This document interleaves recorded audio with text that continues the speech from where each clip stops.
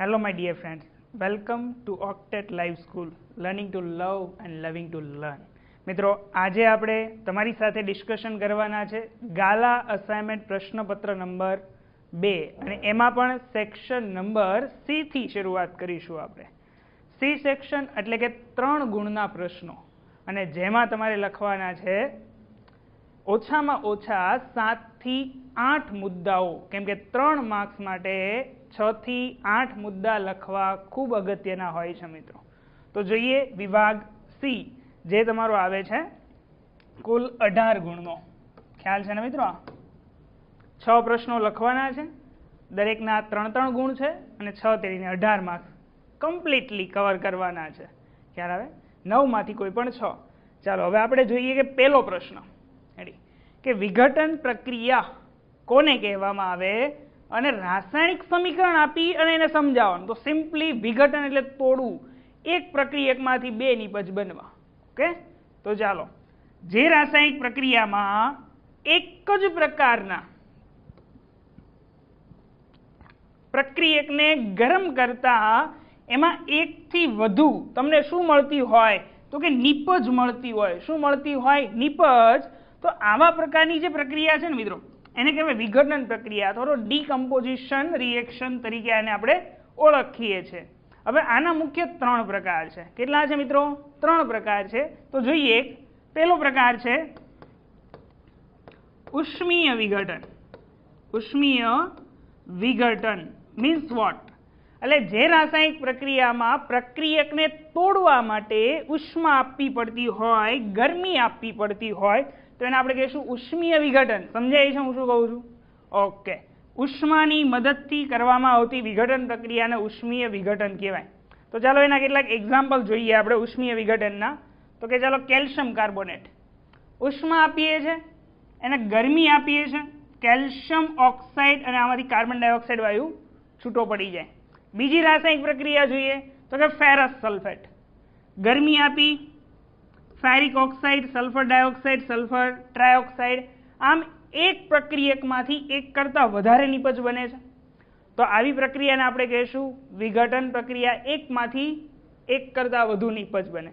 Third reaction આપી શકો, lead nitrate, એને ગરમી આપીએ, લેડ ઓક્સાઇડ, નાઇટ્રોજન ડાયોક્સાઇડ ને ઓક્સિજન. મિત્રો આ રાસાયણિક પ્રક્રિયા આમ પણ આપણે યાદ જ રાખવી પડે, કેમ કે 1 માર્ક્સના એમસીક્યુની અંદર પણ તમે જોઈ ગયા છો, ગાલા અસાઇનમેન્ટની અંદર આના એમસીક્યુઝ હતા. રેડી ને?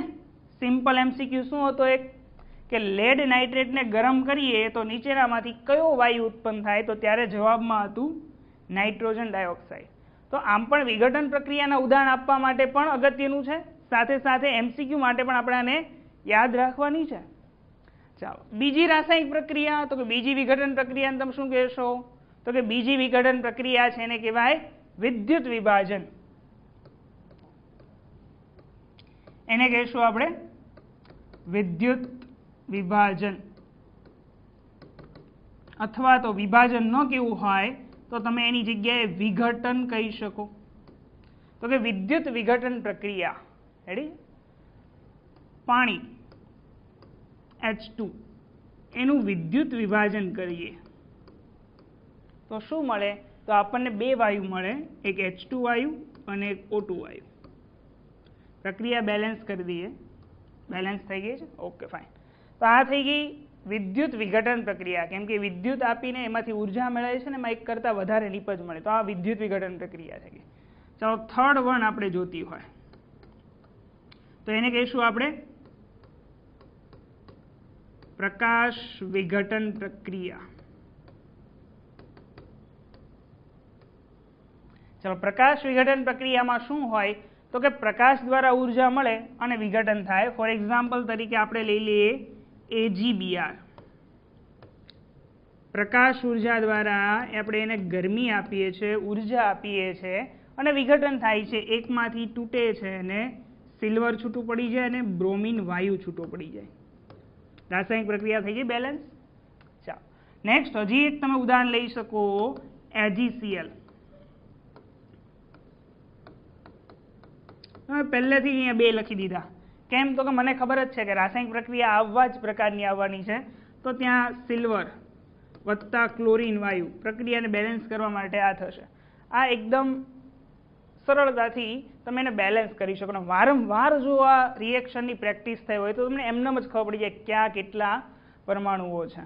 તો આ થઈ ગઈ ટોટલ 3 રાસાયણિક વિઘટન પ્રક્રિયા: ઉષ્મીય વિઘટન, વિદ્યુત વિઘટન અને પ્રકાશ વિઘટન પ્રક્રિયા. તો આ થઈ ગયો આપણો વિઘટનનો અહીંયા પ્રશ્ન પૂરો. સેકન્ડ આવીએ અધાતુ તત્વના ભૌતિક ગુણધર્મો. બહુ ઇઝી છે, તમે બધા જાણો છો, પણ એને થોડા ક્વિકલી લઈએ, થોડા અલગ પ્રકારના 10માની અંદર 9મા કરતા. તો કે અધાતુ તત્વો ઘન અને વાયુ સ્વરૂપે હોય છે. થોડો ઘણો ઉમેરો છે 9મા કરતા.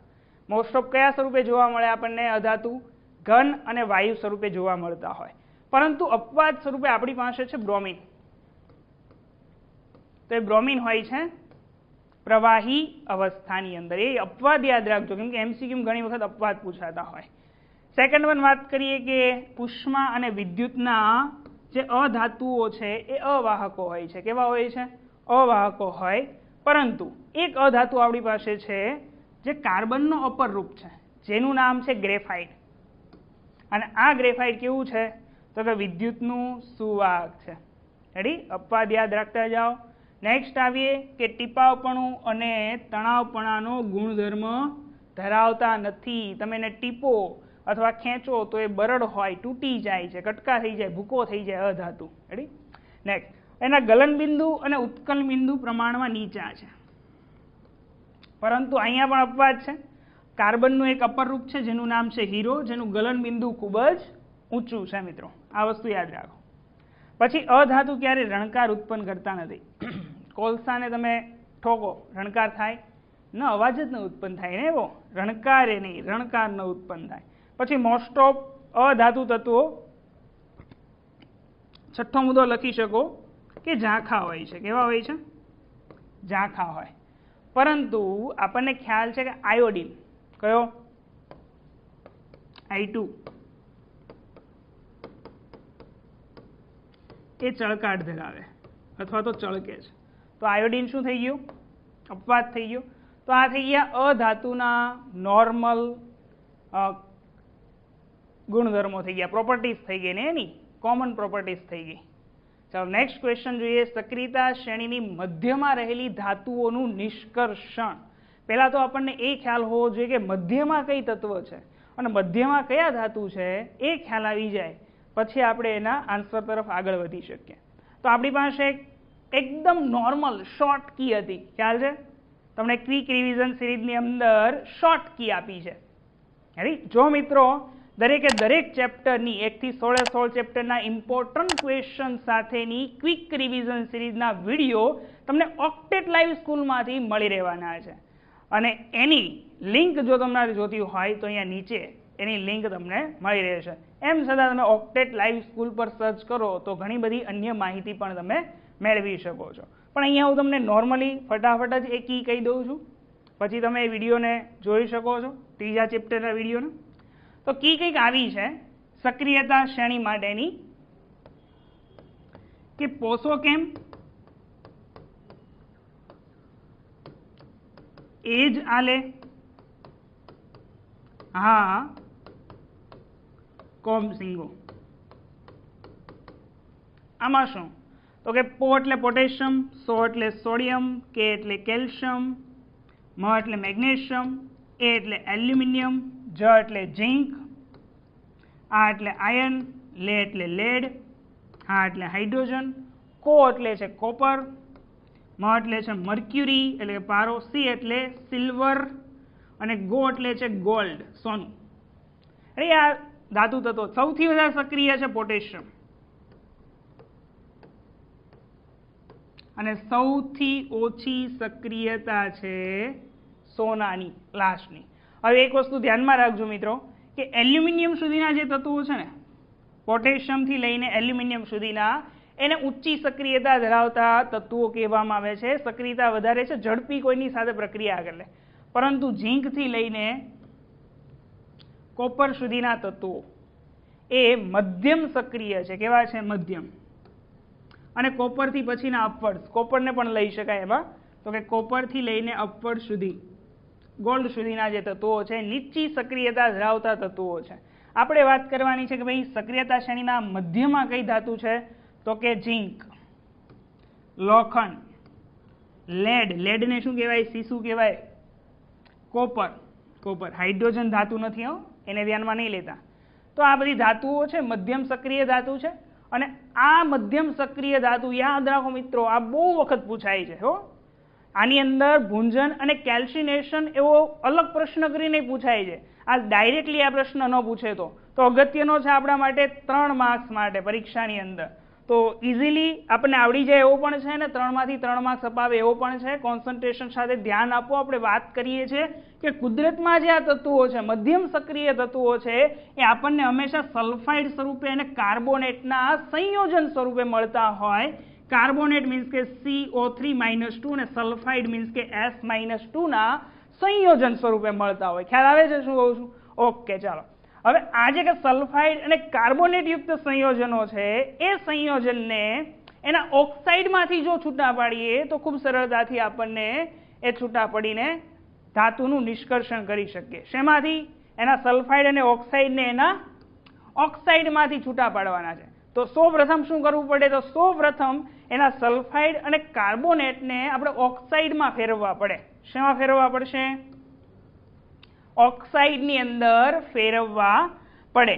તો આ સલ્ફાઇડ યુક્ત કાચી ધાતુને વધારે માત્રામાં જો હવાની હાજરીમાં સખત ગરમ કરવામાં આવે તો ધાતુ ઓક્સાઇડમાં શું થાય? ફેરવાઈ જાય. આપણે કીધું ને કે શેમાં ફેરવવું છે? એને ઓક્સાઇડમાં ફેરવવું છે. શેમાં ફેરવવું છે? ઓક્સાઇડ. તો પહેલી ક્રિયા છે ભૂંજનની. કઈ ક્રિયા છે? ભૂંજન. અથવા તો અહીંયા પણ તમે હેડિંગ આપી શકો કે ભૂંજન. ચાલો, ભૂંજન ક્રિયા કોના માટે વપરાય છે? કે જે સંયોજન મધ્યમ સક્રિય ધરાવતા ધાતુનું જે સંયોજન સલ્ફાઇડ યુક્ત કાચી ધાતુ હોય, કેવું હોય? સલ્ફાઇડ યુક્ત હોય, તો એને વધારે હવાની હાજરીમાં, આ જ યાદ રાખવાનું છે, વધુ હવાની હાજરીમાં. હવામાં કોણ હોય? તો હવાની અંદર ઓક્સિજન વાયુ હોય. તો અહીંયા તમે જોઈ રહ્યા છો મધ્યમ સક્રિય ધાતુ ઝીંક, એનું સલ્ફાઇડ સંયોજન ZnS એની વધારે હવાની હાજરીમાં, એટલે કે હવામાં ઓક્સિજનની હાજરીમાં એને સખત ગરમ કરીએ તો ગરમ થઈને આપણને શું મળે? તો કે આની સાથે ઓક્સિજન સંયોજાઈ જાય તો ઝીંક ઓક્સાઇડ અને એક સલ્ફર સાથે જોડાઈ જાય તો સલ્ફર ડાયોક્સાઇડ. આવડે? સિમ્પલ. શેમાં ફેરવી દીધું આપણે એને? ઓક્સાઇડમાં ફેરવી દીધું. શેમાં ફેરવી દીધું છે મિત્રો? ઓક્સાઇડની અંદર એને ફેરવી દીધું છે. ઝીંક સલ્ફાઇડનું ઝીંક ઓક્સાઇડની અંદર રૂપાંતરણ થઈ ગયું. તો આ જે પ્રક્રિયા છે પ્રક્રિયાને કહેવાય છે ભૂંજન. ઘણી વખત એમ પણ પૂછાય ભૂંજન એટલે શું અને રાસાયણિક પ્રક્રિયા દ્વારા એને વર્ણવો. ચાલો, ભૂંજન થઈ ગયું. હવે આવો કેલ્સિનેશન. ચાલો, કેલ્સિનેશન કોના માટે છે? તો કે કાર્બોનેટ યુક્ત કોઈ કાચી ધાતુ હોય, મધ્યમ સક્રિય ધાતુમાં કાર્બોનેટ યુક્ત કોઈ કાચી ધાતુ છે તો એને મર્યાદિત હવાની હાજરીમાં, કેવી? ઓછી હવાની હાજરીમાં જો સખત ગરમ કરીએ તો એ ધાતુના ઓક્સાઇડની અંદર ફેરવાય છે. તો આ જે ધાતુમાં ઓક્સાઇડની અંદર ફેરવવાની જે પ્રક્રિયા છે એને કહેવાય છે કેલ્સિનેશન. પણ શું હોવું જોઈએ? કાર્બોનેટ યુક્ત કાચી ધાતુ હોવી અનિવાર્ય છે, હોવી જોઈએ. ચાલો નેક્સ્ટ અહીંયા આવીએ. તો કે ઝીંક કાર્બોનેટ પહેલેથી જ ઓક્સિજન છે એની પાસે વધારે માત્રામાં, એટલે વધારે હવાની હાજરીમાં એને ગરમ કરતા નથી. સખત ગરમ કરીએ તો શું બની જાય છે? આમાંથી કાર્બન ડાયોક્સાઇડ વાયુ છૂટો પડી જાય. રેડી છે? CO2 વાયુ છૂટો. ઓક્સિજન જે વધે છે, રેડી? 3 ઓક્સિજન છે એમાં 2 ઓક્સિજન કાર્બન ડાયોક્સાઇડમાં જતા રહ્યા, 1 ઓક્સિજન જે વધે છે એ ઝીંક સાથે જોડાઈ જાય છે, એટલે ઝીંક ઓક્સાઇડ. તો આ ધાતુનો શું બની ગયો? ઓક્સાઇડ બની ગયો. તો આ થઈ ગયું તમારું કેલ્સિનેશન. પણ આપણે તો ધાતુને છૂટી પાડવી છે ને, અહીંયા તો હજી આપણે ધાતુના ઓક્સાઇડ મળ્યા છે. તો આ ધાતુના ઓક્સાઇડને કાર્બન એટલે કે કોક વડે રિડક્શન કરાવવામાં આવે. શેના વડે? રિડક્શન, કોક વડે. તો ચાલો, ઝીંક ઓક્સાઇડનું આપણે કોક વડે રિડક્શન કરીએ તો પ્રક્રિયા દરમિયાન કાર્બન ઓક્સિજન સાથે જોડાઈ જાય અને કાર્બન મોનોક્સાઇડ છૂટો પડે. આમાંથી ઓક્સિજન જતો રહ્યો તો ઝીંક છૂટો પડી ગયો.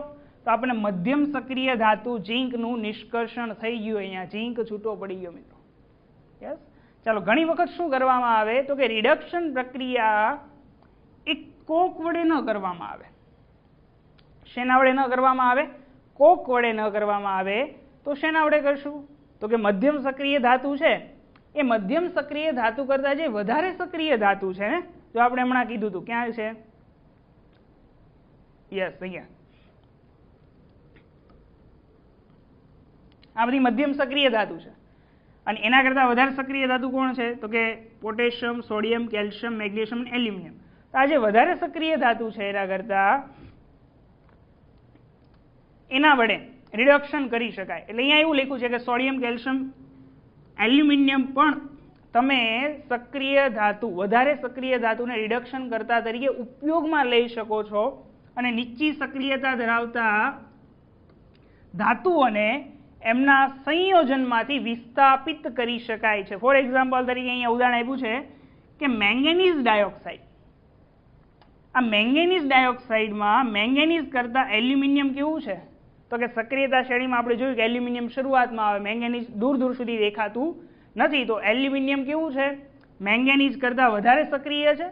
તો એલ્યુમિનિયમ એ મેંગેનીઝનું એના સંયોજનમાંથી વિસ્થાપન કરશે, કેમ કે મેંગેનીઝ એ ઓછા સક્રિય ધાતુનો સંયોજન છે. અહીંયા લખ્યું છે ને, નીચી સક્રિયતા ધરાવતા ધાતુઓને તેમના સંયોજનમાંથી ઊંચી સક્રિયતા ધરાવતું ધાતુ વિસ્થાપન કરે છે. તો વિસ્થાપન કરી દીધું. તો એલ્યુમિનિયમે મેંગેનીઝનું સ્થાન લઈ લીધું. તો અહીંયા બની જાય Al2O3. મેંગેનીઝ તો કે છૂટો, અને સાથે આ પ્રક્રિયા ઉષ્માક્ષેપક છે એટલે ઉષ્મા ઉત્પન્ન થાય છે. અને આ ઉષ્મા એટલી ઉત્પન્ન થાય કે જેને કારણે છૂટો પડતો મેંગેનીઝ આપણને લિક્વિડ ફોર્મમાં મળે, પ્રવાહી સ્વરૂપમાં મળે છે. ઓકે, આ એની શાબ્દિક વર્ણન છે. સમજાય છે? ઓકે, ચાલો નેક્સ્ટ ક્વેશ્ચન પર જઈએ. બહુ ઇઝી છે. પરાવર્તી ક્રિયા કોને કહેવાય અને પરાવર્તી ક્રિયાના ઉદાહરણ આપો, અને સાથે સાથે અનૈચ્છિક ક્રિયાઓ અને પરાવર્તી ક્રિયાઓમાં એકબીજાથી શું ભિન્નતા છે એ દર્શાવો. તો પરાવર્તી ક્રિયા એટલે શું? તો કે મગજના ઐચ્છિક કેન્દ્રોની જાણ બહાર. ધારી લો કે અહીંયા તમે કોઈ ગરમ વસ્તુ અડાડવામાં આવે, હાથ ઉપર કોઈ ગરમ વસ્તુ અડે તો તરત જ આપણે શું કરીએ છીએ? હાથ ત્યાંથી ખેંચાઈ જાય છે, દૂર જતો રહે છે. હવે એની જાણ મગજને પછીથી થાય છે. એટલે મગજની અંદર જે ઐચ્છિક કેન્દ્રો આવેલા હોય છે એ આપણી ઈચ્છા અનુસાર થતી ક્રિયાઓનું નિયમન કરે છે ને, પણ અહીંયા જે પ્રતિચાર થયો, તરત જ તમે હાથ ખેંચી લીધો ગરમ વસ્તુને અડકતા, તો એ જે પ્રતિચારની ક્રિયા છે એમાં મગજે કોઈ ભાગ ભજવો નથી, કેમ કે હજી સંદેશો ત્યાં પહોંચે મગજ સુધી, ત્યાં સુધીમાં તો હાથ ત્યાંથી ખેંચાઈ ગયો છે. રેડી છે? તો આ ક્રિયા કોણે કરાવી? તો આ ક્રિયા કરાવી હાથ ખેંચવાની કરોડરજ્જુએ, અને કરોડરજ્જુમાં પરાવર્તી ક્રિયા થઈ. મિત્રો, તો અહીંયા શું કહેવાનું છે? મગજનો અહીંયા કોઈ રોલ નથી. એવી ક્રિયાને પરાવર્તી ક્રિયા કહેશું. પરાવર્તી ક્રિયા કરોડરજ્જુ દ્વારા નિયંત્રિત હોય છે.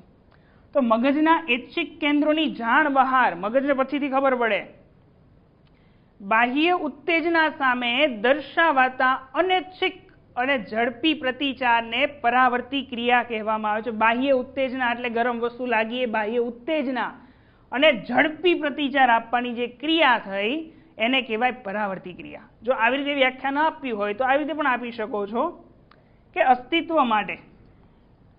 રેડી? અસ્તિત્વ માટે મીન્સ વોટ?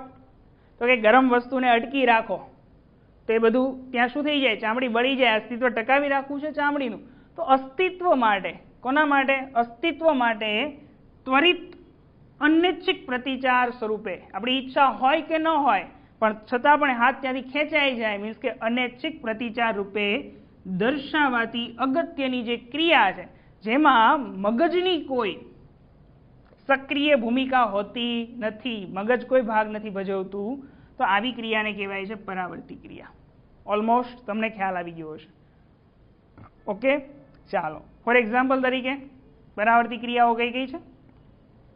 તો અજાણતા પિન ખોચવામાં આવે તો પિનનો આગળનો લીડ વાગી જાય. મિત્રો, તો હાથ ઝડપથી આપણે શું કરીએ? પાછો ખેંચી લઈએ છીએ. ઓકે, અજાણતા ગરમ વસ્તુને હાડ અડકે તો હાથ તરત જ દૂર ખેંચાઈ જાય.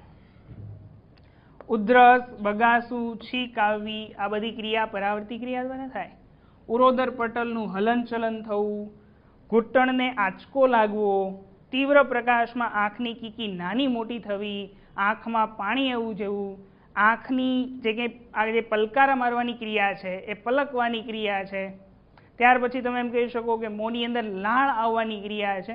આ બધી ક્રિયાઓ કેવી છે? પરાવર્તી ક્રિયા છે. કોઈ વસ્તુ સારી વાનગી જોઈ જાઓ ને લાળ પડવા લાગે ને, લાળ ટપકવા લાગે, તો એ જે ક્રિયા છે એ ક્રિયા કઈ છે? પરાવર્તી ક્રિયા છે. ઓકે, તો જુઓ હવે અનૈચ્છિક ક્રિયા અને પરાવર્તી ક્રિયામાં ડિફરન્સ શું? રેડી? તો કે અનૈચ્છિક ક્રિયાઓ એ પશ્વ મગજમાં આવેલા લંબમજ્જા વડે નિયંત્રિત થયેલી હોય. લંબમજ્જા અહીંયા હોય અને એના દ્વારા બધા કાર્યો થાય. જ્યારે પરાવર્તી ક્રિયા કોના દ્વારા નિયંત્રણ પામે છે? કરોડરજ્જુ દ્વારા નિયંત્રણ પામે છે. અનૈચ્છિક ક્રિયા મગજની જાણ દ્વારા થાય છે. મગજ એમાં સક્રિય ભાગ ભજવે છે. જ્યારે આમાં ક્રિયાઓની જાણકારી મગજને હોતી નથી. પરાવર્તી ક્રિયા મગજની ન હોય. અને આ ક્રિયાઓમાં સામાન્ય સ્થિતિમાં સતત ચાલતી રહે છે. સતત જ ચાલ્યા કરે આ ક્રિયા. રેડી? ફોર એક્ઝામ્પલ તરીકે હૃદયનું ધબકવું સતત ચાલ્યા કરે. શ્વાસોશ્વાસની ક્રિયા, પરિસંકોચન, ઉરોદર પટલ ઉપર નીચે થયા કરે. રેડી છે? આ બધું જાતે જાતે ચાલ્યા જ કરે. અનૈચ્છિક ક્રિયાઓ આપણી ઈચ્છા હોય કે ન હોય ચાલ્યા જ કરે, એટલે એને અનૈચ્છિક ક્રિયા કહેવાય. પરાવર્તી ક્રિયામાં શું? તો કે આ ક્રિયાઓ આકસ્મિક સ્થિતિમાં શરીરના લાભ માટે હોય છે. જેમ કે કોઈ ગરમ વસ્તુને અટકી જાવ તો આપણા લાભ માટે છે ને, તરત હાથ ખેંચી લઈએ છીએ. તો કે ગરમ વસ્તુ અડકતા હાથ પાછો ખેંચી લેવો. અનૈચ્છિક ક્રિયા એ ચોક્કસ નિયંત્રિત દરે થતી ક્રિયા છે. નિયંત્રિત રીતે થાય, ધીમે ધીમે પણ થતી હોય છે. શ્વાસોશ્વાસની ક્રિયા લયબદ્ધ રીતે નિયમિત થાય અને ધીમે ધીમે થાય. પણ અહીંયા આપણે વાત કરીએ તો કે પરાવર્તી ક્રિયા તો કેવી છે? અત્યંત ઝડપી છે. એટ ધેટ ટાઈમ થઈ જાય. જો એના એ જ સમયે ન થાય તો શું થઈ શકે? ઈજા થવાની સંભાવના વધી જતી હોય છે. તો આઈ હોપ કે તમને ખ્યાલ આવી ગયો હશે કે અનૈચ્છિક ક્રિયા અને પરાવર્તી ક્રિયા શું છે. નેક્સ્ટ ક્વેશ્ચન પર જઈએ કે કોષ વિભાજન એ ફક્ત ને ફક્ત ડીએનએની પ્રતિકૃતિના સર્જન પૂરતું સીમિત નથી. આવું કેમ? તો આપણે જાણીએ છીએ કે કોષીય પ્રજનનમાં શું થાય? તો કે કોષીય પ્રજનન દરમિયાન એક કોષ વિભાજન પામે. ધારી લો કે આ એક કોઈ કોષ છે, એની વચ્ચે આવેલું છે કોષ કેન્દ્ર. રેડી છે? હવે જ્યારે આ એક કોષમાંથી બે કોષ બને છે, ચાલો કોષનું શું થાય છે? વિભાજન. તો કોષના વિભાજન દ્વારા બે નાના નાના બીજા અન્ય કોષ બનવાના છે. તો કઈ રીતે બનશે?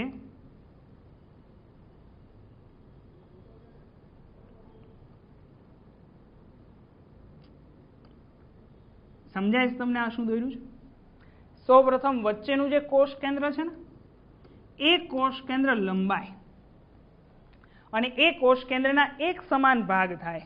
રેડી છે? અને પછી આ બંને વચ્ચેથી શું થઈ જાય? અહીંયાથી બ્રેક થાય અને એક કોષમાંથી બે નાના નાના બાળ કોષો નિર્માણ પામે. શું થાય છે? બાળ કોષો નિર્માણ પામે છે. પણ આ ક્રિયામાં શું થાય? તો જુઓ અહીંયા સાથે સાથે અહીંયાથી ટોપિક વાઇઝ જ લેતા જઈએ તો કે પિતૃકોષ વિભાજન પામે અને એમાંથી બે નાના બાળ કોષો બને છે.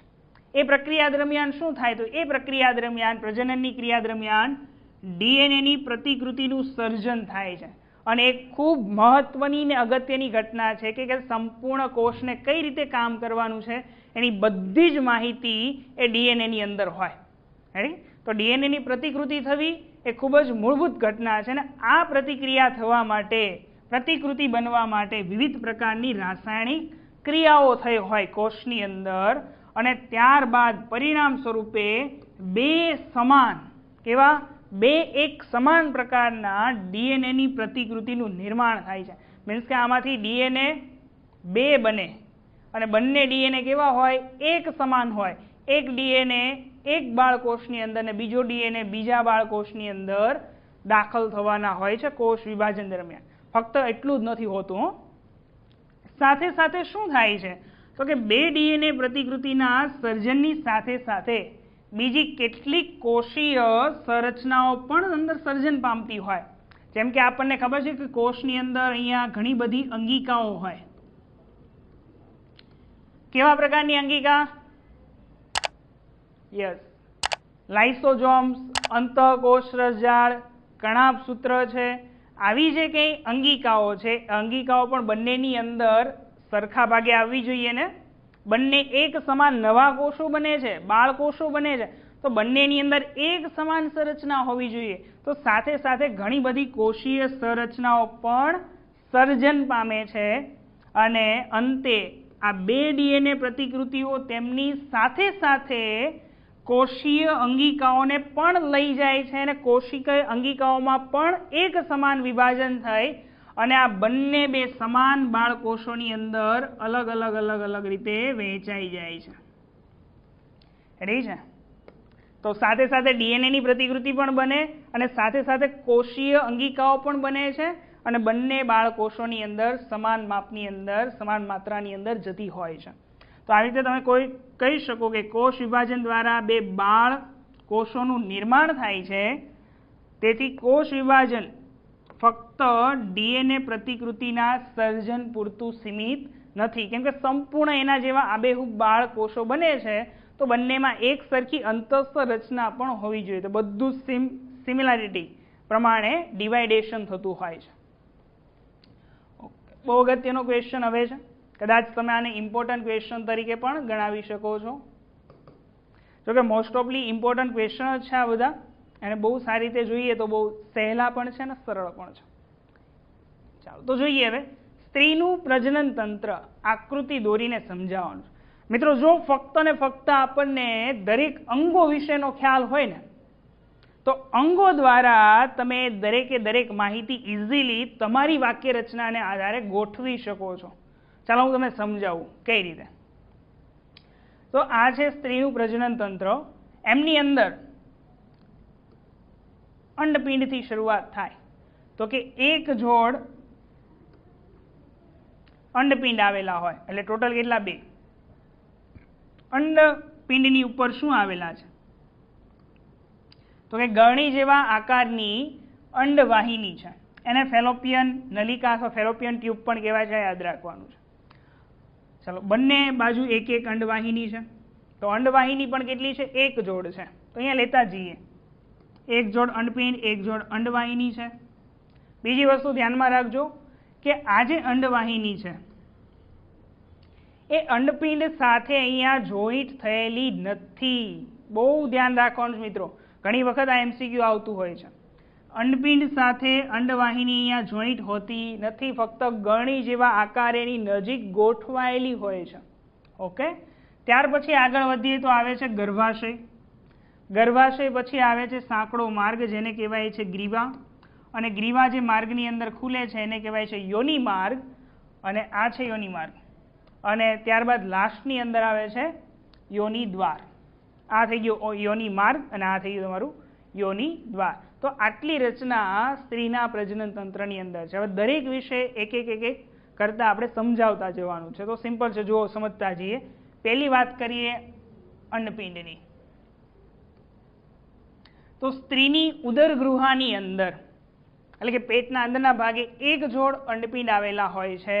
અને આ અંડપિંડનું કામ શું છે તો કે અંડપિંડ માદા જનન કોષ, એટલે કે અંડકોષને નિર્માણ કરવામાં મદદરૂપ થાય છે. અને સાથે સાથે આ જાતીય અંતઃસ્ત્રાવો, સ્ત્રીના જાતીય અંતઃસ્ત્રાવો કયા છે?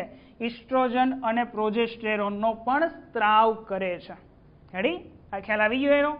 ચાલો, હજી એક બીજી વસ્તુ છે એની અંદર કે જ્યારે કોઈ સ્ત્રીનો જન્મ થાય ત્યારે જન્મથી અંડપિંડની અંદર હજારો અપરિપક્વ અંડપુટિકાઓ હોય છે. અને જ્યારે એ સ્ત્રી છે, એ છોકરી છે, બાળકી છે, એ યૌવન અવસ્થાની અંદર આરંભ કરે, પ્રવેશે, ત્યારે દર મહિને એક એક એક અંડકોષનું નિર્માણ થાય.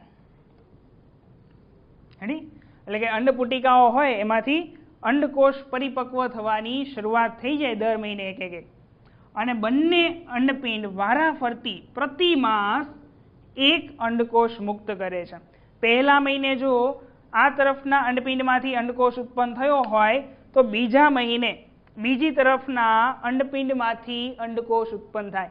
એમ દર સમયે શું થાય, એક જ અંડપિંડનું અંદર એક જ અંડકોષ બને, અંડપિંડની અંદર એક જ અંડકોષ બને છે. અને હવે શું થાય તો કે એ જે અંડકોષ નિર્માણ પામ્યો છે એ માર્ગની અંદર આગળ વધે અને અંડવાહિનીની અંદર દાખલ થાય.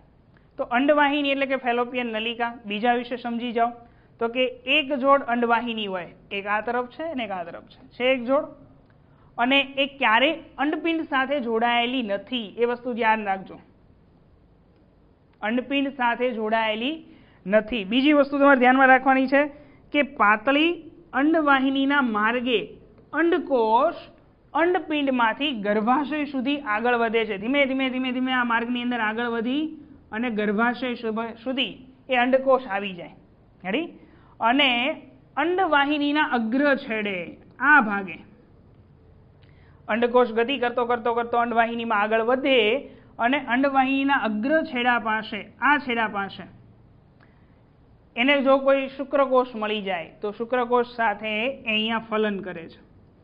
રેડી? એટલે તમને એમ પણ પૂછી શકાય કે અંડકોષનું ફલન ક્યાં થાય છે, તો કે અંડકોષનું ફલન અંડવાહિનીમાં થાય છે. ઓકે, ચાલો. ત્યાર પછી વાત કરવાની છે ગર્ભાશયની. તો ગર્ભાશયની રચના વિશે જો કહીએ તો કે બંને તરફથી અંડવાહિની જોડાય, બંને તરફથી અંડવાહિની જોડાય અને એક નાજુક સ્થિતિસ્થાપક અને ઊંધા નાસપતિ આકારની જે રચના બને છે એને કહેવામાં આવે છે ગર્ભાશય. શું કહેવાય છે એને? ગર્ભાશય. ચાલો, હવે આ ગર્ભાશયમાં શું થાય તો ગર્ભાશયમાં ગર્ભનું સ્થાપન થાય અને એ ગર્ભને પોષણ આપવાનું કામ આ ગર્ભાશય કરે. ચાલો, હવે આ ગર્ભાશયના દૂરસ્થ સાંકડા છેડાને, આ દૂરસ્થ સાંકડા છેડાને ગ્રીવા તરીકે ઓળખવામાં આવે છે. તો ગ્રીવાનું કામકાજ પણ અહીંયા પૂરું થઈ ગયું. લાસ્ટ એક વસ્તુ બાકી રહી ગયું છે, યોનિ માર્ગ. શું બાકી રહી ગયું છે? યોનિ માર્ગ. ચાલો, તો ગર્ભાશય ગ્રીવા દ્વારા એક નલિકામય રચના સ્વરૂપે યોનિ માર્ગની અંદર ખુલે છે. તો એક ગ્રીવા દ્વારા સાંકડા માર્ગ દ્વારા યોનિ માર્ગની અંદર એ ખુલતી હોય છે ગર્ભાશય. અને યોનિ માર્ગ એ શરીરની બહાર એક યોનિ દ્વાર સ્વરૂપે બહાર ખુલે છે. આ નીચેના ભાગે એક નાના છિદ્ર દ્વારા બહાર ખુલે છે, એટલે કે યોનિ દ્વાર રૂપે શરીરની બહાર ખુલે છે.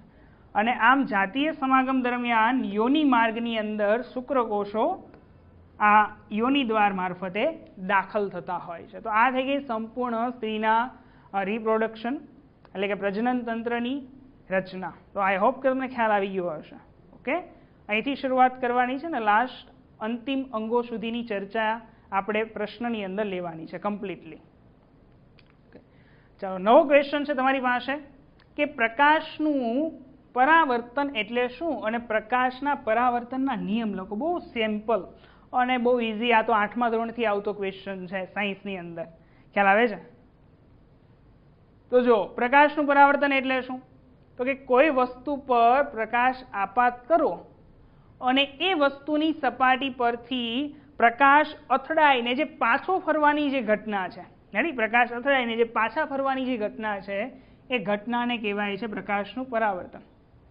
અથડાઈને પાછો જાય છે, પરાવર્તન. ચાલો, બે પ્રકારના પરાવર્તન હોય ને, નિયમિત પરાવર્તન અને અનિયમિત પરાવર્તન. ચાલો, પરાવર્તનનો પહેલો નિયમ, આ રચના તમે જાણો છો, આકૃતિ દોરી દેવાની. આ થઈ ગયું આપાત કિરણ, આ થઈ ગયું પરાવર્તિત કિરણ અને આ છે આપાત બિંદુ. અને આપાત બિંદુ આ શું દોર્યો છે આપણે? સપાટીને લંબ દોરેલો છે. તો આપાત કિરણે આ લંબ સાથે બનાવેલો જે ખૂણો છે ને, આ ખૂણો, એ ખૂણાને કહેવાય છે આપાત કોણ. અને પરાવર્તિત કિરણ એટલે કે આ જે પરાવર્તન પામીને જતું કિરણ છે એ પરાવર્તિત કિરણે આ લંબ સાથે બનાવેલા ખૂણાને કહેવાય છે પરાવર્તન કોણ. ઓકે, ચાલો આટલો ખ્યાલ આવી ગયો. અને હંમેશા બંનેના મૂલ્યો કેવા હોય છે? સરખા. ધારી લો કે આપાત કોણ 45 છે તો પરાવર્તન કોણ પણ કેવો હોય? 45 ડિગ્રીનો જ હોય છે. તો પહેલો આપણો નિયમ છે કે આપાત કોણ અને પરાવર્તન કોણ હંમેશા સમાન મૂલ્યના હોય છે, મીન્સ કે I = R. ચલો બીજી વસ્તુ કે આપાત કિરણ, પરાવર્તિત કિરણ અને આપાત બિંદુએ સપાટીને દોરેલો લંબ. ખ્યાલ આવે છે? આપાત કિરણ, પરાવર્તિત કિરણ અને આપાત બિંદુએ સપાટીને દોરેલો લંબ, આ ત્રણે ત્રણ એક જ સમતલમાં આવેલા છે. ક્યાં આવેલા છે? એક જ સમતલમાં આવેલા છે. ઓકે, અહીંયા કયું સમતલ છે? યસ, આ સ્ક્રીનનું સમતલ છે, એકદમ સીધું. તો આ લાસ્ટ તમારો આપાત કિરણ, અરીસાના આપાત બિંદુએ સપાટીને દોરેલો લંબ અને પરાવર્તિત કિરણ એ બધા એક જ સમતલમાં આવેલા હોય છે. આ એક્સ્ટ્રા થોડું જાણકારી માટે છે, ધ્યાનમાં રાખજો MCQ માટે, કે પ્રકાશનું કિરણ જ્યારે અરીસા ઉપર લંબ રૂપે આપાત થાય, કેવું આપાત થાય? તો લંબ રૂપે આપાત થતું પ્રકાશનું કિરણ એના એ જ માર્ગે પાછું વળી જાય. ફોર એક્ઝામ્પલ તરીકે કોઈ પ્રકાશનું કિરણ આવે છે, રેડી છે, આવી રીતે અહીંયા અથડાય છે, લંબ રૂપે અથડાણું ને, પ્લેન આમ છે, આ લંબ રૂપે 90નો ખૂણો બને છે, તો એના એ જ માર્ગે શું થાય? અથડાઈને પાછું ફરી જાય, મીન્સ કે એનો એંગલ કેટલો થાય? 0 નો થાય. I = R = 0 થાય. આપાત કોણ પરાવર્તન કોણના મૂલ્ય કેવા થાય? 0. રેડી? આ વસ્તુ ધ્યાનમાં રાખજો. જો લંબ રીતે આપાત થતું હોય ને આવી રીતે, તો આ જે આપાત કોણ છે એની એ જ દિશામાં પ્રકાશનું કિરણ શું થઈ જાય? પાછું વળી જાય. રેડી? આ MCQ માટે ધ્યાનમાં રાખવા જેવી બાબત છે. નેક્સ્ટ ક્વેશ્ચન આવીએ, એ પણ એટલો સરળ છે કે સમતલ અરીસો એટલે શું અને સમતલ અરીસા વડે રચાતું પ્રતિબિંબની ખાસિયત. આ ઇઝી છે, ફટાફટ લઈએ. તો જે અરીસાની પરાવર્તક સપાટી જો સમતલ હોય, સપાટ હોય, તો એને આપણે સમતલ અરીસો કહીશું. શું ખાસિયત છે પ્રતિબિંબની? તો કે સમતલ અરીસા વડે રચાતું પ્રતિબિંબ હંમેશા આભાસી અને ચત્તુ હોય. રેડી? અરીસામાં જોવો છો ને પ્રતિબિંબ ચત્તુ ને આભાસી છે. એનું પરિમાણ વસ્તુના પરિમાણ જેવડું હોય, તમે જેવડા છો એટલી જ સાઈઝનું તમને પ્રતિબિંબ મળતું હોય છે. ત્રીજી વસ્તુ છે કે વસ્તુ અરીસાની જેટલા અંતરે આગળ ઊભી છે એટલા જ અંતરે પ્રતિબિંબ અરીસાની પાછળના ભાગે રચાય છે. ફોર એક્ઝામ્પલ તરીકે આ જો અરીસો હોય અને અરીસાની આગળ કોઈ વ્યક્તિ 1 મીટર અંતરે ઊભું છે, તો એ વ્યક્તિનું પ્રતિબિંબ તમને પાછળ 1 મીટર જેટલા અંતરે જ મળશે. રેડી છે? એટલે આગળ જેટલા અંતરે છે એટલું જ પાછળના અંતરે મળે અરીસાથી. ચાલો, આ ત્રીજી લાક્ષણિકતા થઈ ગઈ. ચોથી લાક્ષણિકતાઓ કે વસ્તુના પ્રતિબિંબમાં બાજુ ઉલટાયેલી હોય. જો તમે ડાબો હાથ ઊંચો કરો તો અંદર જમણો થાય, અને તમે જો જમણો હાથ ઊંચો કરો તો અંદર અરીસામાં ડાબો હાથ થાય. મીન્સ કે બાજુ અહીંયા ઉલટાયેલી જોવા મળતી હોય. તો આ શું થઈ ગયું છે? આપણી અરીસાની ખાસિયત થઈ ગઈ. ખ્યાલ આવી ગયો? ચલો ફટાફટ નેક્સ્ટ જઈએ. ઓકે, લાસ્ટ ક્વેશ્ચન છે અને ઘણી વખત પૂછાતો હોય એવો ઇમ્પોર્ટન્ટ ક્વેશ્ચન છે, તો લખી રાખો તમારી જ્યાં કંઈ નોટબુક્સ છે ત્યાં નોટ્સ તરીકે. Important question. ઘણી વખત આની વ્યાખ્યા, સૂત્ર અને એકમ પણ પૂછાય છે. 2 માર્ક્સની અંદર પૂછાય છે. જો આખો પ્રયોગ તમને ન પૂછાય તો, પણ આપણે પ્રયોગ જોઈ લઈએ, બહુ ઇઝી છે. પ્રયોગ પરથી એની વ્યાખ્યા આવડી જશે. તો જો ઓહમનો નિયમ સાબિત કરતો પ્રયોગ વર્ણવો. ચાલો પ્રયોગ વર્ણવીએ. તો પ્રયોગની અંદર શું કરવાનું છે આપણે? તો કે હેતુ છે ઓહમનો નિયમ સાબિત કરવો, તો હેતુ લખી નાખવાનો, પ્રશ્ન હોય તે. પછી પદ્ધતિ જો સાધન સામગ્રીની અંદર ને તમે શું લઈ શકો અંદર? તો કે સાધન સામગ્રીની અંદર નિક્રોમનો તાર, એમીટર, વોલ્ટમીટર અને બેટરી લઈ શકો. રેડી? તો અહીંયા તમે શું લખી શકો? સાધન તરીકે નિક્રોમનો એક અવરોધક તાર. જો પ્રયોગ વર્ણવીએ છે એટલે હેતુ લાવવાનું, એના સાધનો લાવવાના, પદ્ધતિ લખવાની, અવલોકન પણ લખવાનું ને નિર્ણય લખવાનું, ત્યારે જ એ પ્રયોગ પૂરો થાય. તો હેતુ શું છે આપણો અહીંયા? તો કે આપણો હેતુ છે ઓહમનો નિયમ સાબિત કરવો. ચાલો એ લખી નાખશો તમે. પછી સાધન સામગ્રીની અંદર શું લાવશો? તો કે સાધન તરીકે આપણે લાવશું નિક્રોમનો તાર, એમીટર, વોલ્ટમીટર અને એક બેટરી. કેટલા વોલ્ટની? તો કે 1.5 વોલ્ટની 4 બેટરી. હવે શું કરશો? તો કે હવે પદ્ધતિ લખીશું. તો આકૃતિમાં દર્શાવ્યા અનુસાર જે કે સર્કિટ ડાયાગ્રામ છે એ અનુસાર દરેક વિદ્યુત ઘટકને પરિપથની અંદર જોઈન્ટ કરી દઈશું. ફોર એક્ઝામ્પલ તરીકે અહીંયા લઈ લીધો છે નિક્રોમનો તાર. નિક્રોમ મીન્સ કે એક પ્રકારનો અવરોધક તાર છે. રેડી છે? વિદ્યુત પ્રવાહની ગતિને અવરોધે છે. તો અવરોધક તાર છે. આર અહીંયા છે વોલ્ટમીટર કે જે અવરોધના બે છેડા વચ્ચે લાગુ પડતો અથવા તો લાગુ પડેલો વોલ્ટેજ કેટલો છે તો વી માપવા માટે સમાંતરમાં જોઈન્ટ કરી દીધું. અહીંયા ગોઠવી દીધું છે આપણે એ મીટર કે સંપૂર્ણ પરિપથમાંથી કેટલો વિદ્યુત પ્રવાહ પસાર થાય છે એની માપણી કરી શકાય. અહીંયા હવે બંને છેડા વડે બેટરીને જોઈન્ટ કરીએ છીએ. આ આવી ગઈ આપણી સ્વિચ અથવા તો એને આપણે કહીશું કળ. ચલો આ ઉપરનો જે ભાગ છે ત્યાં બેટરી જોઈન્ટ કરી છે. પણ અહીંયા એક સિમ્પલ તમારે યાદ રાખવાનું છે કે બેટરી એક સાથે બધી નથી જોઈન્ટ કરવાની. તો કે અહીંયા આપણે એક કોષ લીધો છે, પછી બે કોષને ભેગા કર્યા, પછી 3 ને ભેગા કર્યા, પછી 4 ને ભેગા કર્યા છે ક્રમશઃ. ખ્યાલ આવે છે? એક કેટલા વોલ્ટની બેટરી છે? એક છે 1.5 ની. બે બેટરીને ભેગા કરીએ તો કે 1.5 વત્તા 1.5 3 વોલ્ટ થઈ જાય. 3 ને ભેગી કરી દઈએ તો 4.5 અને 4 ને ભેગી કરી દઈએ તો કેટલી થાય? તો 6 થઈ જાય ને વોલ્ટ. તો હવે આપણે શું કરવાનું છે?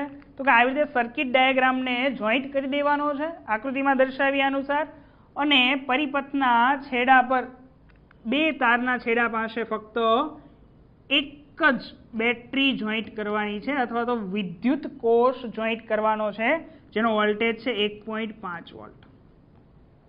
અને પછી શું કરશો? તો એ સમયે તમારે અવલોકન નોંધવાનું છે. શું નોંધવાનું છે? અવલોકન. અને અવલોકન કેવું નોંધવાનું? તો કે એ મીટર કેટલા એમ્પિયર વિદ્યુત પ્રવાહ બતાવી રહ્યું છે, વોલ્ટમીટર કેટલા વોલ્ટેજ બતાવી રહ્યું છે અવરોધના બે છેડા વચ્ચે, એ નોંધી લીધું. ત્યાર પછી શું કરવાનું? તો કે ત્યાર પછી બે બેટરી જોઈન્ટ કરવાની, બે વિદ્યુત કોષ જોઈન્ટ કરવાના. એટલે કે આ પરિસ્થિતિ ટોટલ આપણે 4 બેટરી લીધી છે ને 1.5 વોલ્ટની. જ્યારે આપણે બીજી બેટરી જોઈન્ટ કરીએ છીએ ત્યારે પણ શું કરવાનું છે? તો એ સમયે પણ એ મીટરનું અવલોકન નોંધવાનું છે અને વોલ્ટમીટરનું અવલોકન નોંધવાનું છે. ત્યાર પછી ત્રીજું અવલોકન કરીએ કે ત્રીજી બેટરીને જોઈન્ટ કરીએ તો એ સમયે પણ વોલ્ટમીટર એ મીટરનું બંનેનું રીડિંગ જોઈ લો. પછી ચોથી બેટરી જોઈન્ટ કરી દો. રેડી? તો શું થાય? એ મીટર અને વોલ્ટમીટરનું રીડિંગ જોવાનું છે. તો આ છે તમારા કંઈક અવલોકન નહીં, તમારી પદ્ધતિના મુદ્દા જે મેં તમને અહીંયા બોલીને તમને જણાવ્યા છે કે બે કોષ જોઈન્ટ કરો, 3 વિદ્યુત કોષ જોઈન્ટ કરો, પછી 4 જોઈન્ટ કરો, અને એ વખતે એ મીટર વિદ્યુત પ્રવાહ માટે એ મીટરનું અવલોકન કરો અને વિદ્યુત સ્થિતિમાનના તફાવત માટે તમે વોલ્ટમીટરનું અવલોકન કરો. તો આ છે મુદ્દાઓ. તો મિત્રો એને તમે વિડીયોને પોઝ કરી અને એનો સ્ક્રીનશોટ પણ લઈ શકો છો અથવા તો એને વાંચી શકો થોડી વાર માટે પોઝ કરીને, જે મેં તમને શાબ્દિક તો વર્ણન કરી જ દીધું છે. ઠીક છે? નેક્સ્ટ હવે આપણે આવીએ અવલોકન. ઓકે, તો ચાલો અવલોકન કોઠો તમારે યાદ રાખવો પડશે જો પ્રયોગ પૂછાઈ જાય તો. અવલોકન શું નોંધાણું? તો કે જ્યારે મેં એક બેટરી જોઈન્ટ કરીને તો પરિપથનો વોલ્ટેજ 1.5 હતો અને એ જ સમયે જ્યારે મેં એ મીટરનું રીડિંગ જોયું તો એમાં 0.1 એમ્પિયર વિદ્યુત પ્રવાહ જોવા મળ્યો. રેડી? પછી મેં બે બેટરી જોઈન્ટ કરી. બે બેટરી જોઈન્ટ કરો એટલે કે 1.5 વત્તા 1.5 વોલ્ટની બે બેટરી જોઈન્ટ થાય એટલે વોલ્ટેજ થઈ જાય 3 વોલ્ટ.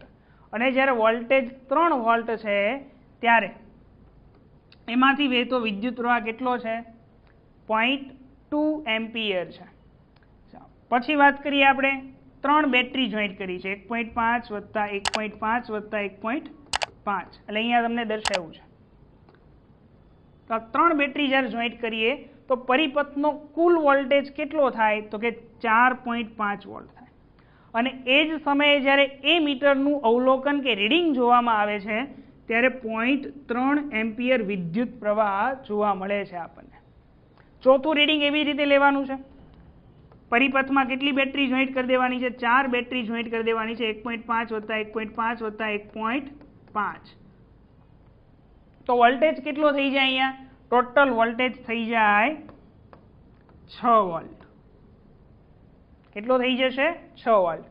અને જ્યારે 6 વોલ્ટ થઈ જાય તો પરિપથમાંથી વહેતો વિદ્યુત પ્રવાહ એ મીટર જ્યારે આપણે જોઈએ, આ એ મીટરને આપણે જ્યારે જોઈશું, રેડી, તો એ મીટર કેટલું રીડિંગ બતાવશે, 0.4 એમ્પિયર બતાવશે. રેડી, અને વોલ્ટ મીટર કેટલું બતાવે, 4 બેટરી જોઈન્ટ કરીએ ત્યારે 6 વોલ્ટ બતાવશે. ખ્યાલ આવે છે? અને આ જે આપણને મળે છે વી અને આઈ, શું મળે છે, વી અને આઈ મળે છે. તો અહીંયા હવે છેલ્લા અવલોકન કોષ્ટકની અંદર વીના છેદમાં આઈનો ગુણોત્તર કરીએ તો કેટલો મળે, તો 1.5 છેદમાં 0.1 15 જ મળે. 3 છેદમાં 0.2 તો પણ કેટલો થાય, 15 જ થાય. 4.5 છેદમાં 0.3 તો પણ 15 જ આવે. 6 છેદમાં 0.4 તો પણ કેટલો આવે, 15. એટલે વીના છેદમાં આ બધો કેવો આવે છે, સરખો આવે. અને ઇઝીલી એમ પણ તમે યાદ રાખો કે વીના છેદમાં આઈ બરાબર શું મળ્યું તમને, પરિપથનો કુલ અવરોધ મળ્યો. રેડી છે? અહીંયા આપણે નિક્રોમનો તાર બદલો જ નથી, ચેન્જ જ નથી કરેલો, પરિપથમાં કોઈ ચેન્જીસ નથી, કોઈ તાર નવા નથી જોઈન્ટ કર્યા, ફક્ત ને ફક્ત બેટરી જ બદલાવી છે. જો 2 બેટરી, 3 બેટરી, 4 બેટરી જોઈન્ટ કરતા ગયા છે ને, તો પરિપથનો અવરોધ તો ચેન્જ થવાનો કોઈ અહીંયા પ્રશ્ન જ નથી હોતો ને. તો અવરોધ તો હંમેશા સરખો જ રહેશે જ્યાં સુધી કોઈ ચેન્જીસ નહીં કરીએ પરિપથમાં ત્યાં સુધી. તો એ તો સેમ જ રહ્યું છે. પણ આના ઉપરથી ઓહમને એક આઈડિયા મળી ગયો, એક ક્લુ મળી ગયો. શું? તો કે પરિપથની અંદર જેમ જેમ વોલ્ટેજ વધારતા જાઓ, જો 1.5 વોલ્ટ, 3 વોલ્ટ, 4.5, 6, એમ જેમ ક્રમશઃ આપણે વોલ્ટેજ સમાન પ્રમાણનો વોલ્ટેજ વધારીએ તો વિદ્યુત પ્રવાહ પણ શું થાય છે, જો વધે છે ને, 0.1, 0.2, 0.3, 0.4 એમ્પિયર વિદ્યુત પ્રવાહ પણ વધે. મીન્સ કે તમે એમ કહી શકો કે જે વિદ્યુત પ્રવાહ છે એ વોલ્ટેજના સમપ્રમાણમાં છે. જો જેટલી બેટરી વધારે એટલો વિદ્યુત પ્રવાહ વધારે, એ તો તમે જાણો છો. મીન્સ કે જેમ વોલ્ટેજ વધારશો તેમ પરિપથનો વિદ્યુત પ્રવાહ પણ ક્રમ અનુસાર ચોક્કસ મૂલ્ય અનુસાર વધશે. કેમ કે અહીંયા વધતો જતો વોલ્ટેજ પણ કેવો છે, સમાન પ્રમાણમાં વધતો જાય છે. રેડી છે? તો અહીંયા પણ આપણને નિશ્ચિત મૂલ્યો મળે છે, નિશ્ચિત વધારો મળે છે. ઓકે, ચાલો, તો આ ખ્યાલ આવી ગયો. હવે ઊંધું વિચારો, તો જેમ જેમ વોલ્ટેજ ઘટાડીશું તો તેમ તેમ વિદ્યુત પ્રવાહ શું થાય, ઓછો થતો જાય. નીચેથી ઉપર જાઓ. ખ્યાલ આવી ગયો ઓલમોસ્ટ. શું છે પ્રયોગ, વોલ્ટેજ અને વિદ્યુત પ્રવાહ વચ્ચેનો સંબંધ દર્શાવતો આ નિયમ છે કે વોલ્ટેજ વધારીએ જેટલી બેટરી વધારે એટલો વિદ્યુત પ્રવાહ વધારે. તો હવે વી અને આઈનો આલેખ દોરી અને નિશ્ચિત કરીએ કે શું થાય છે. તો કે એક અક્ષ પર આપણે લઈ લઈશું વોલ્ટેજ, ચાલો એક અક્ષ પર આપણે લઈ લઈએ છીએ વિદ્યુત પ્રવાહ. શું લઈ લઈએ છીએ, વિદ્યુત પ્રવાહ. અને વાય અક્ષ ઉપર લઈ લઈએ છીએ આપણે વોલ્ટેજ. કોઈ પણ લઈ શકો, વાંધો નથી કોઈ. રેડી છે? અહીંયા વિદ્યુત પ્રવાહ લઈ લીધો તો અહીંયા વોલ્ટેજ લઈ લીધો છે. હવે વિદ્યુત પ્રવાહ 0.1, 1 સેન્ટીમીટર બરાબર 0.1, બીજો 1 સેન્ટીમીટર 0.2, આવું આપણે કન્સિડર કરી લીધું. આ લેખ તો તમે જાણો છો. પછી અહીંયા 0.4, 0.8, 1.2, 1.6 આ રીતે વોલ્ટેજ લઈ લઈએ છીએ. અને બંનેના મૂલ્ય ભેગા કરતા કરતા કરતા જ્યારે આપણે આલેખ દોરીએ છીએ તો આલેખ આપણને કેવો મળે છે, એક સીધી રેખા મળે છે, સુરેખા મળે છે. રેડી? એટલે જેમ જેમ વોલ્ટેજ વધે છે તેમ તેમ વિદ્યુત પ્રવાહ પણ બાળકો વધે છે. રેડી? એકદમ સ્ટ્રેટ લાઈન મળે છે. શું મળે છે, આલેખ આપણને સીધો અને સ્ટ્રેટ લાઈન મળે છે. એટલે આપણે અવલોકન જોયું કે વી વધારીએ તો આઈ પણ કેવો થાય છે, રેખીય રીતે વધે છે. એટલે કે વિદ્યુત પ્રવાહ વોલ્ટેજના સમપ્રમાણમાં છે. આઈ ચલે છે વી, વોલ્ટેજ વધતા વિદ્યુત પ્રવાહ વધે અને વોલ્ટેજ ઘટતા વિદ્યુત પ્રવાહ ઘટે. અને વી અપોન આઈનો ગુણોત્તર પણ કેવો થયો તો આપણને સમાન મળ્યો હતો. કેટલો, 15. અને વી વિરુદ્ધ આઈનો આલેખ પણ આપણને કેવો મળે છે અવલોકન કરતા? સુરેખ મળે છે. અને ક્યાંથી પસાર થાય છે? ઉદ્ગમ બિંદુ ઓ માંથી પસાર થાય છે. તો આ બધા જ અવલોકન બાદ એક ચોક્કસ તારણ નીકળ્યું કે વોલ્ટેજને આધારે વિદ્યુત પ્રવાહ પસાર થાય તારમાંથી. વોલ્ટેજ વધે તો વિદ્યુત પ્રવાહ વધે, ઘટે તો ઘટે. તો ચોક્કસ વ્યાખ્યા શું? તો કે નિર્ણયમાં એવું લખીએ કે વાહકમાંથી વહેતો વિદ્યુત પ્રવાહ જે કંઈ પરિપથ છે એમાંથી જે કંઈ વિદ્યુત પ્રવાહ વહે છે એ વિદ્યુત પ્રવાહ એ વાહકતાના બે છેડા વચ્ચે લાગુ પાડેલા વિદ્યુત સ્થિતિમાનના તફાવતના સમપ્રમાણમાં હોય છે. વિદ્યુત સ્થિતિમાનનો તફાવત મીન્સ કે વોલ્ટેજ, અને એના સમપ્રમાણમાં હોય છે. એટલે કે આઈ ચલે છે વી, વોલ્ટેજ વધે તો વિદ્યુત પ્રવાહ વધે, આવું કહેવા માગે છે. અને આ કિસ્સા માટે V/I નો ગુણોત્તર કેવો રહેવો જોઈએ? અચળ હોય તો આ વસ્તુ જળવાઈ રહે છે એવું ઓહમે કીધું. V/I એટલે શું છે? અવરોધ.